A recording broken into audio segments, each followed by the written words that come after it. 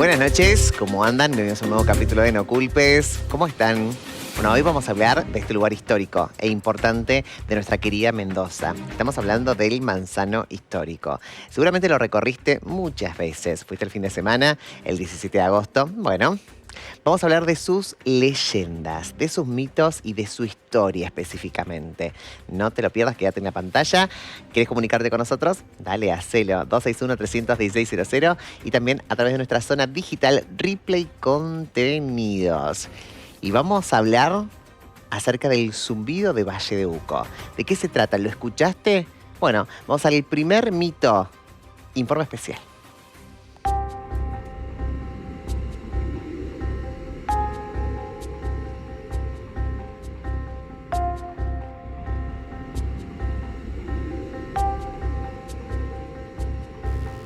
Seguimos recorriendo el Valle de Uco y estamos acá, ¿sí? Te parecerá conocido y justamente estamos hablando del Manzano Histórico. ¿Por qué estamos acá? Porque acá se empezaron a escuchar los primeros zumbidos. Y hay un mito y hay una leyenda con respecto a esto. Y Diego Grilli nos va a hablar de esto. Así es, este es el lugar donde un 25 de febrero del 2010, un grupo de 4 adolescentes se encontraban acá, al pie de esta enorme cruz, cuando empezaron a oír un misterioso zumbido. Desde entonces es una de las leyendas o mitos más populares y contemporáneos del Valle de Uco. Exactamente, lo de zumbido es una generalización para un sonido de baja frecuencia que escuchan algunas personas y otras no. Lo que se comenta es que en este lugar, un 25 de febrero, ocurre esto: un resplandor de luz brillante acontece en el cielo. Muchas personas lo han visto, afirman haberlo visto, y posteriormente a ese efecto luminoso viene un zumbido. El zumbido sí es principalmente detectado por animales, gallinas, cabras que salen corriendo frente a la percepción de este sonido. Digo, ¿Sí? aproximadamente, ¿en qué época estamos hablando? Esto es muy contemporáneo. El mito se instala acá a partir del año 2010, desde que un grupo de 4 adolescentes vinieron a acampar acá, a este lugar. Un lugar muy popular para acampar en el Manzano Histórico. Se posicionan en este lugar y sienten este zumbido y posteriormente el resplandor. A partir de esa experiencia, ellos se encargan de transmitir esta historia de boca a boca y mucha gente viene acá los 25 de febrero a esperar escuchar este sonido, este zumbido. Uno dice, bueno, está la gente acá, pero trae suerte, les cambia la vida, hay un pedido también, porque uno puede relacionarlo también con respecto a eso. Digo, cuando la población se agrupa por algo, por un mito, por una leyenda, es porque quiere recibir algo. Bien, muchas veces reciben algo que no es deseado, ¿sí? Porque el zumbido se percibe de diferente intensidad según cada persona. La percepción es individual. Algunas personas reportan que el sonido es insoportable, incesante, que no pueden dejar de oírlo en ningún momento, mientras que otras personas dicen que no, que es un sonido leve, como un zumbido de una abeja, ¿sí? Otros reportan que no, que es como un motor sonando a través de los cristales de una casa, así como una vibración más que un zumbido. Los animales es lo misterioso. Los animales se desesperan frente a este sonido y muchos de ellos, después del 25 de febrero, que es cuando acontece esto, aparecen muertos y distribuidos en el campo. La verdad que la percepción de este fenómeno varía con cada individuo, pero es un hecho que ha sido reportado por muchas personas que han visitado el Manzano Histórico. Viendo acerca de los mitos, leyendas, sin lugar a dudas, cuando uno le pregunta a la gente de acá, específicamente en Tunuyán, la gente habla de esto. Y obviamente queríamos trasladarlo a ustedes que están en casa. Todos los 25 de febrero, entonces, ese zumbido se escucha si uno está aquí, en este lugar. En este lugar. Pero no es el único lugar del mundo donde esto ocurre. Se han reportado muchísimos de estos casos en diferentes zonas del mundo y donde más comúnmente se lo ve o se lo escucha en realidad es acá, en Valle de Uco, y en Taos, una ciudad de México, ¿sí? Son los dos lugares donde este fenómeno de resplandor de luz seguido de un sonido interesante se manifiestan. Bien, muchos mitos, muchas leyendas, recorriendo Valle de Uco, vamos a conocer. Ahí está, ¿no? Específicamente estamos hablando del Manzano Histórico, donde ocurre esto. Allí fuimos en el mes de enero. Qué lindo ese solcito, ¿no? Ahora con frío lo voy extrayendo un poquito. Voy a recibir al invitado que es de allí también, ¿no? De Valle de Uco, profesor de Historia, sí, Jorge Luis Méndez. Jorge, ¿cómo estás? Muy bien, acá, para contar más historias. Me encanta, me encanta. Naciste allí, en Valle de Uco, en Tunuyán. Soy nacido en Tunuyán y he vivido prácticamente toda mi vida en Tunuyán. Bien, me dijiste que lo del zumbido no lo escuchaste siendo de la tierra natal, pero que se relaciona un poco con la gente que te... Bueno, el manzano... Con los allegados, digo. Claro, como bien dijo el informe, es algo contemporáneo este mito. Yo me dedico más a la historia de tiempos pasados. Sí puedo decirte que el Manzano Histórico es un lugar que se presta para todo este tipo de mitos. La montaña, las estrellas, el cajón del manzano que hace que los sonidos retumben de otra forma. Y toda esta historia del paso de San Martín, los arrieros, un paso internacional que lleva cientos de años, en el cual hay muchas historias. Y es un lugar que se presta para eso, para la generación, la creación de mitos. Sí, no, y sobre todo no hay que contarle a la gente que, bueno, obviamente mucha gente lo recorrió y se vive una energía totalmente especial, más de noche, ¿no? Que tuvimos la oportunidad de hacerlo tanto de día como de noche. Más adelante van a ver más informes especiales, pero bueno, se vive, hay una energía muy especial, lo que es... Yo digo que cada vez que vas más cerca de las montañas, no lugares más cercanos a la montaña, se ve otro tipo de energía. Lo vivimos en Uspallata en su momento. Bueno, cuando nos tocó recorrer el Valle de Uco también uno vive, ¿no? Estas energías particulares. Exacto, y justamente donde está el monumento a San Martín, toda esa zona forma lo que antiguamente fue la estancia del Cajón del Manzano, justamente porque está rodeado por cerros. Entonces uno tiene la sensación de estar rodeado por montañas. Y eso genera también otra energía, otras sensaciones con respecto a la naturaleza. Perfecto. Vamos ahora sí a meternos de lleno a lo que tiene que ver con un poco más tu oficio, ¿no? A la parte histórica del Manzano Histórico. Y sobre todo, mientras uno iba recorriendo, nos preguntábamos de qué se trata esa enorme, ¿no? Ese enorme monumento que visitamos. Y muchas veces lo visitamos sin darnos cuenta de qué se trata ni profundizar acerca de ello. Y la verdad, yo fui varias veces y creo que me quedé asombrado con este pantallazo que mencionó Diego Grilli. Seguramente vamos a quedar mucho más asombrados, sorprendidos y ojalá con gusto más acerca de la historia que nos vas a contar vos, ¿no? Del Manzano Histórico. Pero vamos a la introducción que tiene que ver con este informe especial porque toda nuestra tierra tiene historia. Conocela.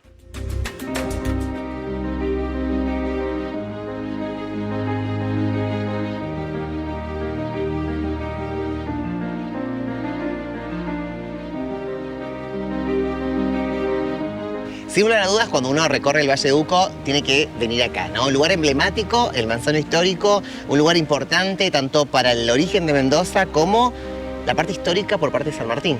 Exactamente, y esto tiene repercusión en toda Sudamérica. Cuando San Martín retorna de su campaña libertadora, de la campaña que le dio libertad a la Argentina, a Chile y a Perú, él retorna por el Paso del Portillo. Esto sucedió en enero de 1823, cuando con sus tropas el general Don José de San Martín llegó a este lugar a descansar. Fíjate cómo se ejemplifica el aspecto que tenía San Martín en esta figura. Fíjate cómo lo vemos, con una imagen de San Martín cansado, encima de una mula, más avejentado, con un poncho. Volvía de una de las campañas militares más increíbles de la historia global, ¿sí? Acá se dio descanso, acá descansó con sus tropas, fue recibido por el general Olazábal y en este lugar se construyen varios mitos acerca de qué hizo San Martín aquí, en el Manzano Histórico. Recargó energía, rediseñó su plan, decidió darle un final a su vida militar. Bueno, los pensamientos de San Martín probablemente, o del final de la era de San Martín, probablemente se gestaron aquí, en este lugar. Un lugar que empezó a ver el ocaso del gran general.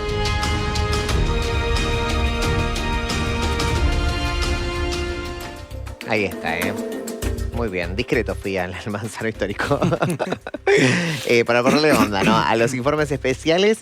Tenemos que hablar de esta parte histórica. ¿Es cierto esto, no? De un San Martín más cansado, más... A mí lo que me generó, digamos, el monumento tiene que ver con un San Martín más cercano al pueblo, ¿no? Esta cosa de estar ahí con la sociedad, con la gente.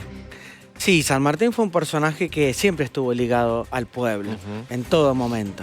En esta escena, a diferencia de otros monumentos, sí, como bien decís, se lo ve más humano, ¿sí? No se lo ve al general...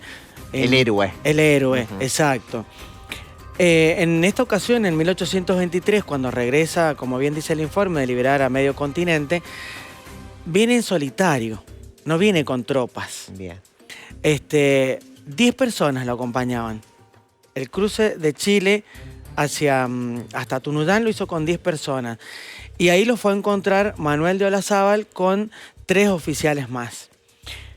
Y Olazábal no fue elegido al azar, ni fue que desde el ejército se dijo va a ir una comitiva a esperar al general San Martín. Porque de hecho San Martín a nadie le había avisado que regresaba. Solamente le había avisado a Olazábal. ¿Y por qué le avisó a Olazábal y no a otros o a los comandantes del ejército? Porque Manuel de Olazábal era su ahijado de casamiento. Y tenía una muy estrecha relación, tanto que lo llamaba hijo a Olazábal. ¿Dónde comenzó esa relación? En Buenos Aires. Cuando se crea el Regimiento de Granaderos a Caballo en 1813, uno de los primeros en ingresar a este regimiento fue Olazábal. Y de ahí comienza esa relación con San Martín. Cuando después él es trasladado a Cuyo como gobernador, él se lo trae a Olazábal. Bueno, hay muchos testimonios y cartas que hablan de esta relación casi familiar que entabló San Martín con Olazábal. Es por eso que cuando regresa, al único que le avisa es a Olazábal, y Olazábal es el que lo va a esperar. Pero no lo va a esperar como un general del ejército o un teniente, sino que lo va a esperar como su hijo. Regresaba su padrino. Y el padrino de bodas de Olazábal con Laureana Ferrari, una de las damas que bordaron la bandera del ejército de los Andes. Mira vos. Así que había mucha relación. Mucha. Y San Martín, como bien se lo ve, es un hombre que no venía en posición de héroe, sino que venía muy enfermo, venía muy cansado y seguramente venía muy triste, porque él venía a reencontrarse con su esposa y con su hija. Pero ya todos sabían que lo más seguro era que no se reencontrara con su esposa, y así fue. Cuando falleció, él ¿no? Falleció, exactamente. Remedios y Merceditas fueron trasladadas a Buenos Aires, donde murieron en compañía de Tomasa de la Quintana, la mamá de Remedios. Así que cuando llega San Martín a Mendoza se tiene que recuperar de su estado de salud. Cuando él llega acá en febrero de 1823, todavía vivía Remedios, pero estaba en Buenos Aires. Era como, vos imaginate todo el cruce de la cordillera para llegar a Tunuyán, todavía estaba con vida, pero de acá, de Tunuyán tenía que llegar hasta la ciudad de Mendoza, y de Mendoza después a Buenos Aires. Más de un mes. Con todas las complicaciones políticas que habían de los detractores de San Martín, y que incluso algunos no lo dejaban entrar a Buenos Aires. O sea que el estado emocional de San Martín era deplorable. Y de hecho, bueno, no llegó a ver con vida a su esposa, a su compañera, y de ahí es que decide después hacerse cargo de Mercedita y se va a Europa, y ya no lo volvemos a ver nunca más en Mendoza. Por eso ese paso de 1823 fue clave. Es clave. Claro. Es la última vez que los mendocinos van a ver a San Martín. Bien. No, qué increíble esta historia, ¿no? Mucho más profunda, ¿no? Y es cierto esto de que uno lo ve más cercano en esto. Digo, si uno se va a la Plaza San Martín o a otro lugar, ¿no? Ve o al Cerro de la Gloria, ves a ese San Martín glorioso, con fuerza. Bueno, en este caso lo ves mucho más empático, mucho más cercano. Y además, no es menor, y obviamente quiero que ahora me detalles, el tema de los huarpes alrededor, ¿no? Porque es importante esto. Bueno, está San Martín y todas las estatuas, ¿no? De los huarpes a su alrededor, que fue fundamental e importante para nuestra provincia esto. Sí, alrededor del monumento no hay huarpes. Sí. Son todas... Cercanos ahí. Ah, bien. Hay imágenes sobre la gesta sanmartiniana Sobre la en el gesta, monumento. ujú. Pero sí tuvo mucha vinculación San Martín con los aborígenes, en este caso con los pehuenches, que eran los que estaban en la zona, porque él se entrevista con ellos en la consulta en el departamento de San Carlos, de ahí viene el nombre, para pedirles justamente ayuda en el cruce de los Andes, porque ellos eran los que conocían los pasos cordilleranos. Por lo tanto, la relación de San Martín con todo el pueblo de Mendoza fue muy importante, porque no solamente se limitó a relacionarse con las familias apoderadas o ricas, sino que también lo hizo con el pueblo, también lo hizo con los pueblos aborígenes. Fue un plan estratégico y por eso es tan conocido en todo el mundo, ¿no? Muy presente en la vida de los aborígenes o pueblos originarios. Pueblo originario, eso quise como decir decimos mejor. ahora, los pueblos originarios en la vida del general San Martín. No, sobre todo también que fueron fundamentales también para, digamos, en su momento el ejército de los Andes. Digo, si uno remonta al Cerro de la Gloria, bueno, ahí vemos cómo también necesitó, ¿no? El tema de armadura, el tema de acompañamiento también en varias cosas. Necesitó también del pueblo para lograr sus objetivos. Exactamente. Ahí estuvo todo el pueblo de Mendoza detrás de... Y que fue el pueblo de Mendoza el que sufrió las mayores consecuencias de lo que fue la gesta sanmartiniana. Porque una vez, a partir de 1817, cuando San Martín se va con todo el ejército, cruza la cordillera a través de 6 pasos, Sí. a lo largo de la cordillera de los Andes, Mendoza, hay que pensar que la mayoría de las familias de Mendoza quedaron sin el padre o sin los hijos varones. Claro. Quedó conformada muchas familias solamente por las mujeres. Y quedó una provincia pobre, porque todos los recursos económicos se los llevó la gesta sanmartiniana. Incluso quienes les tocó gobernar después de San Martín, que fue Toribio de Luzuriaga, que era muy amigo de San Martín, le costó mucho gobernar Mendoza una vez que se fue San Martín. Porque mientras estaba San Martín, como se dice, hablando claro, pisaba muy fuerte en todo Cuyo, no solamente en Mendoza. Por lo tanto, los españoles detractores de San Martín y de la campaña libertadora, mientras estuvo San Martín, se mantuvieron en el molde, digamos. Pero cuando ya no estuvo San Martín, se levantaron con toda su furia en contra de la gesta sanmartiniana. ¿Y quiénes vivieron esa furia? ¿Quiénes? Los que quedaron acá. Claro. Esas familias, esas mujeres que quedaron solas a cargo de sus hijos porque sus maridos se fueron a pelear. Y en la mayoría no volvieron nunca más. Esa es la parte por ahí que se sabe menos. Claro. Incluso, como te comentaba, Toribio de Luzuriaga, Sí. que quedó a cargo de la gobernación de Cuyo, cuando él llegó un momento que no pudo resistir más este boicot permanente que le hacían los españoles que habían quedado acá. Entonces él le escribe a San Martín diciéndole que se quería ir con él para luchar en la gesta sanmartiniana. Bueno, arreglan que se va a ir y no lo dejaban ir. Y de hecho le confiscaron todos los bienes a Toribio Luzuriaga, sus casas y le confiscaron sus papeles, sus pasaportes. Entonces no se podía ir. Boicot a full con... Totalmente. ¿Y sabes cómo pudo irse Toribio Luzuriaga Sí. a reencontrarse con San Martín? ¿Cómo? Firmando, a ellos le iban a entregar su documentación si firmaba que donaba todas sus posesiones al gobierno. Y eso hizo Toribio Luzuriaga. Para poder salir, tuvo que firmar esos acuerdos y se quedó sin nada.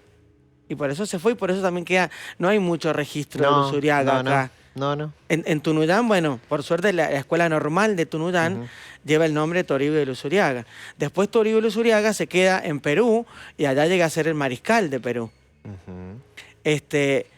Pero bueno, todo eso dejó la se tuvieron gesta que ir ambos sanmartiniana. de las tierras, digamos, de Argentina como para desarrollar. En el caso de San Martín, ¿lo hizo más por su hija o porque veía ya un panorama oscuro, negro para con él? Imagínate que San Martín, el objetivo más grande era unir a toda América.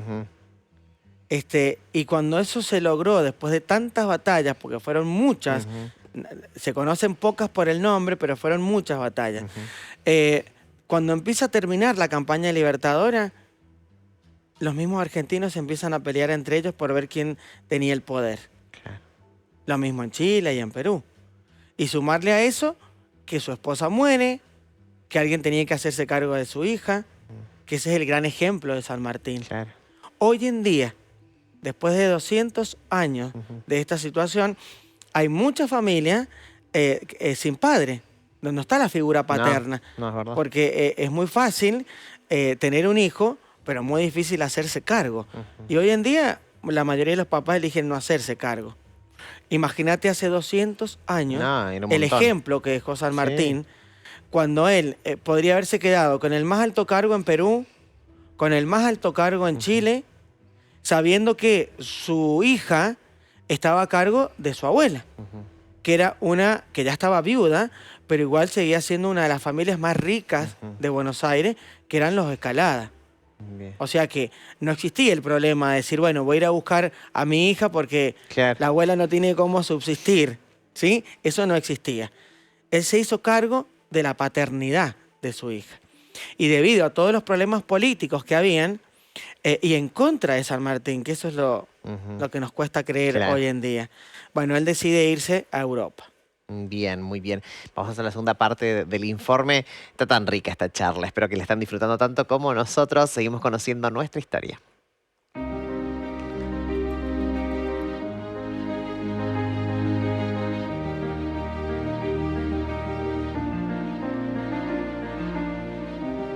Bueno, pero también tenemos que hablar del tema de los huarpes, ¿no? Porque si hablamos de este lugar tiene que ver con el origen de Mendoza, el origen de nuestra cultura y el origen de ellos. Exactamente. Este es uno de los lugares donde más registros físicos existen de la presencia de un pueblo originario huarpe, ¿sí? Es donde se han encontrado vasijas, cerámicas, utensilios y de hecho aquí funciona un museo que podemos visitarlo, que la gente puede visitarlo, para encontrarse con toda esta cultura ancestral, precolonización, pre-llegada de los españoles. Lo que captura la esencia del pueblo huarpe se almacena acá, en este lugar. Acá se encontraron muchos registros, además de un choque cultural importante. En este lugar se encuentra el general don José de San Martín con los principales caciques estableciendo un diálogo histórico. Es la primera vez que España o la liberación de España empieza a conversar con los verdaderos dueños de este lugar, la comunidad huarpe. Bien, y también, si nos lo llevamos al lado energético, no es casualidad, ¿no?, que en este lugar mucha gente dice, bueno, vengo a recargar energías, pero que tiene que ver justamente con esto de ellos. Exactamente, durante mucho tiempo este lugar fue elegido como un lugar de asentamiento para el pueblo huarpe. Es un valle muy rico, con muchos recursos, hay árboles, hay agua, el agua trae riqueza. El pueblo huarpe se estableció acá durante cientos y cientos de años y es uno de los lugares donde sí se recobra más evidencia de ese asentamiento huarpe tan importante. Bueno, seguimos recorriendo el Valle de Uco porque hay que buscar más mitos, más leyendas. Así es.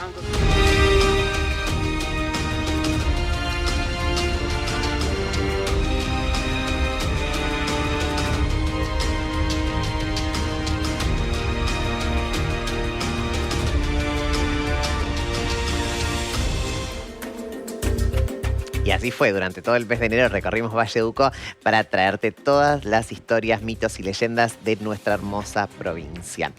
Bueno, vamos a puntualizar un poquito más el tema de los pueblos originarios, ¿no? De los huarpes específicamente. Digamos, si hablamos del manzano histórico, tenemos que hablar de ellos. ¿O no? Sí, no necesariamente. A ver, hay pero que... los huarpes se ubicaron en lo que es toda la ribera del río Tunuyán, ¿sí? Y fueron teniendo distintas denominaciones. En el caso de Tunuyán había un pueblo que se llamaba Tunuyanes. Ajá. Y de ahí viene el nombre de Bien, Tunuyán. Pero estaban los Tunuyanes, los Mensuyanes, los Otoyanes, todos con la misma terminación. Entre lo que es Rivadavia y San Rafael, ¿sí? Lo que no tenemos hoy en día es mucha investigación sobre los pueblos aborígenes, porque para abordar ese tema hace falta necesariamente la arqueología. Claro.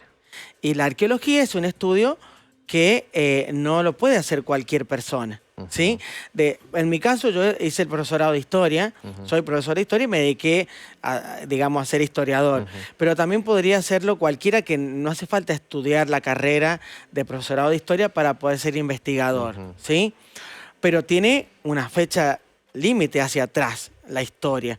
Llega un momento que necesariamente se necesita de la arqueología porque no se puede inventar. Total. Los pueblos aborígenes no tenían el sistema de escritura.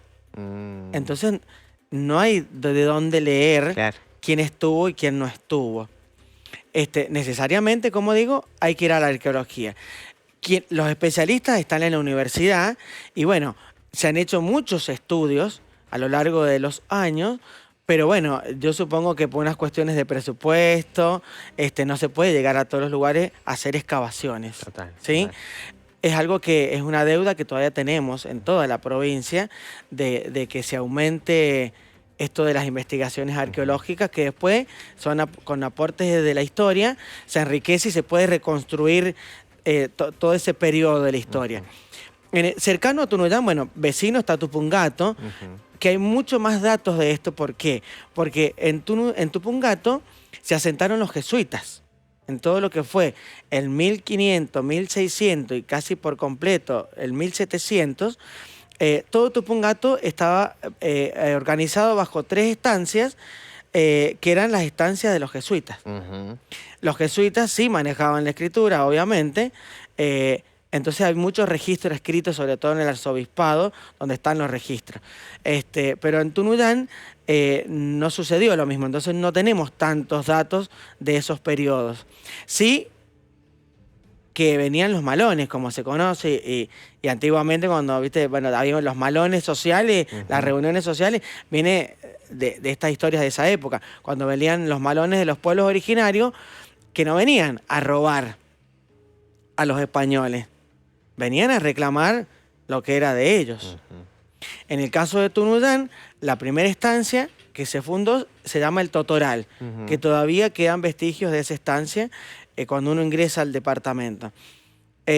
A través de eso hay registros de varios malones que se fueron sucediendo a lo largo de los años, y venían los pueblos originarios, capturaban españoles, se los llevaban, algunos también capturaban aborígenes y quedaban ahí, y esto se daba siempre. Por eso las estancias no progresaban, porque obviamente estos pueblos originales venían a morir. Total. Y vos sabés que me llevas a preguntar también, ¿no? Digo, esto de la relación entre San Martín y los pueblos originarios. Digo, uno ve la figura de San Martín y obviamente no deja de ser una figura de heroísmo, ¿no? Según muchos historiadores, pero también está la otra versión. Obviamente están los historiadores que por ahí no hablan tan bien de nuestra historia en general. Y hablan, ¿no? de esta cosa de civilizar a los pueblos originarios, ¿no? De acá en Mendoza. Un San Martín que venía de Europa, un San Martín que utilizaba otro lenguaje, otra vivencia. ¿Cómo era esta relación? San Martín en ningún momento trató de civilizar a los pueblos. Sí, los trató con mucho respeto y cumplieron una función estratégica en su gran plan continental de independencia. Pero él en ningún momento trató esto de civilizarlos, como sucedió en el noroeste de Argentina con los jesuitas, que les enseñaron a tocar música, a estudiar. Eso no sucedió acá. Bien. Fueron parte de este plan estratégico. Bien. Y volviendo a esto de los malones, que eran se los calificaba como bárbaros, incivilizados, porque venían y mataban, lo mismo hacían los españoles cuando querían ir ganando terreno hacia el sur. Y de ahí vienen las historias terribles de la campaña del desierto, que iban ganando tierra a costa de que mataban a los pueblos originarios. Total, total. Al suceder esto, los pueblos originarios, en el caso de Tunuyán, fueron refugiándose en la montaña. Por eso es que el último lugar donde vivieron es en todo lo que es la zona de la montaña, y por eso está ahí el Manzano Histórico, como parte de este refugio. Este refugio.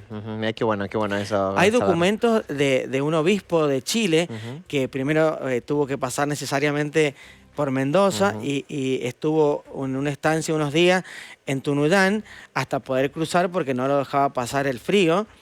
Y después que cruza, le envía una carta al rey de España diciéndole las condiciones en las cuales vivían los naturales de la zona. Los naturales de la zona eran los pueblos originarios.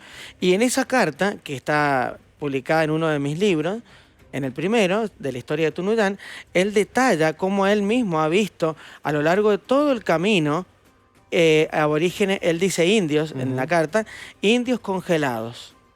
Wow. ¿De dónde eran esos indios congelados? De las encomiendas. En toda América se usaron 3 sistemas para dominar a los pueblos originarios. La encomienda, la mita y el yanaconazgo.